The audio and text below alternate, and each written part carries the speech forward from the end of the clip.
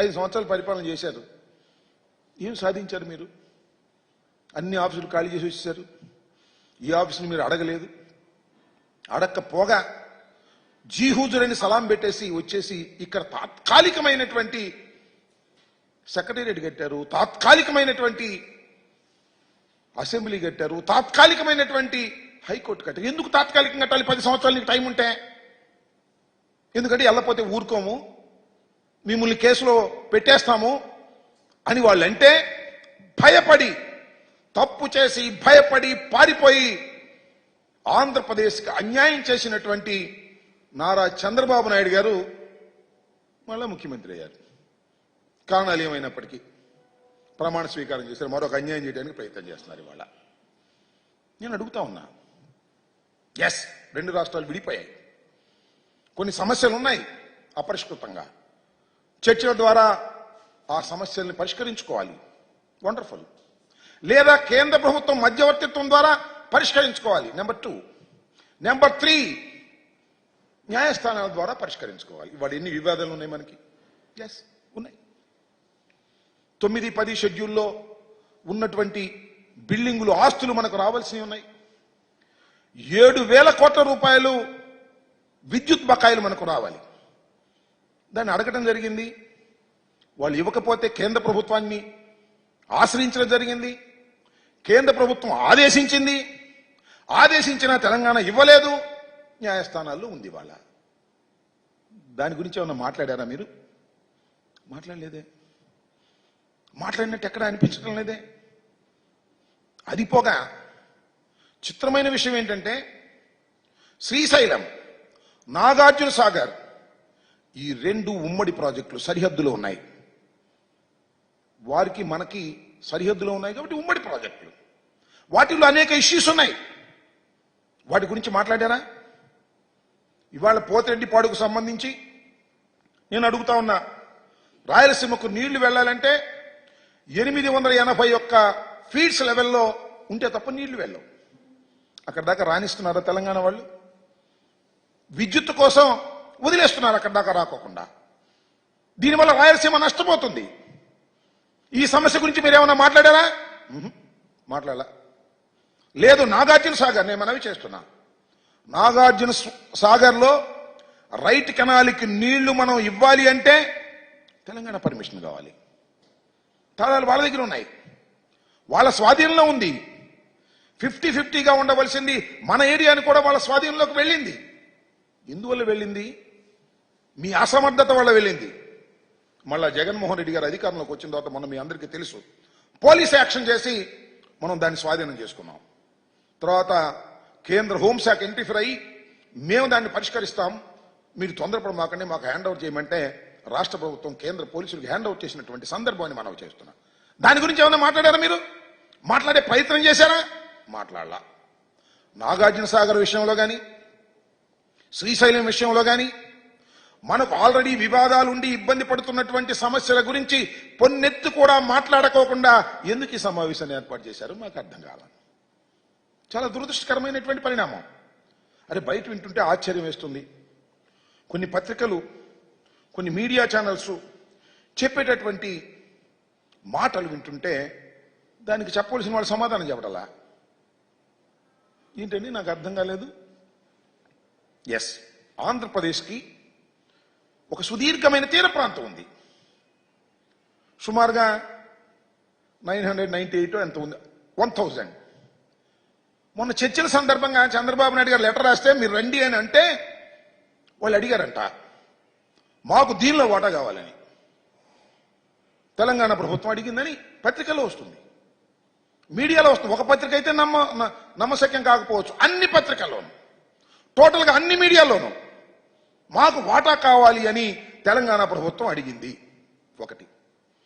రెండవది, తిరుమల తిరుపతి దేవస్థానం బోర్డులో వాటా కావాలి అడిగింది. బోర్డులో అంటే మెంబర్లు వేయడానికి. సరే, దట్ ఇస్ పొలిటికల్ డెసిషన్. ఆదాయంలో కూడా 48% కావాలి, మీరు 52 తీసుకోండి, మాకు 48 ఇవ్వండి అని అడిగింది అనేటువంటి మాట. అంతేకాదు, మనకు పోర్ట్స్ ఉన్నాయి కదా ఈ తీర ప్రాంతంలో, అన్ని పోర్ట్స్లోనూ వాటా కావాలని అడిగింది అని. మరొకటి, కృష్ణా జలాల్లో కూడా మాకు అన్యాయం జరిగింది, మాకు వాటా కావాలి అని అడిగిందని ఈ 4 కూడా చాలా విపరీతమైన ప్రచారం జరిగాయి.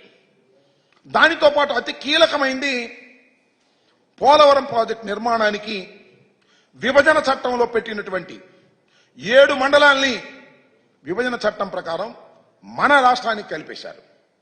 ఆ 7 మండలాల్ని వెనక్కి ఇచ్చేయమన్నారంట. ఇచ్చేయమన్నారు వాళ్ళ కోరికలు. చిత్రం ఏంటంటే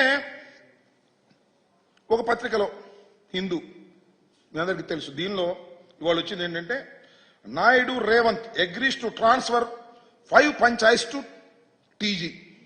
ఇది నాయుడు అంత రేవంత్ ఇద్దరు కలిసి సమావేశంలో 5 గ్రామాలను తిరిగి తెలంగాణకు ఇవ్వడానికి అంగీకరించారు చంద్రబాబు నాయుడు గారు. What is this? దీనికి సమాధానం చెప్పగలరా? వార్తలు ఈ విధంగా పుంఖాలుగా వస్తున్నప్పుడు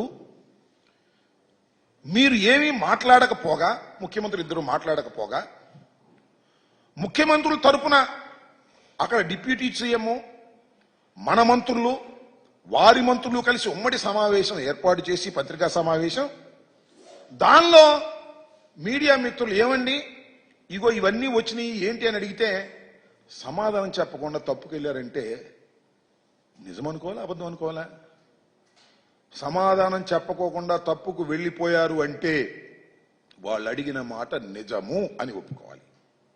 ఈ 5 గ్రామాలు ఇవ్వడానికి అంగీకరించాడు అని ఒప్పుకోవాలి. లేదంటే తీర ప్రాంతంలో వాటా ఇవ్వడానికి చంద్రబాబు నాయుడు గారు సుముఖతతో ఉన్నారు అని అనుకోవాలి. మౌనం.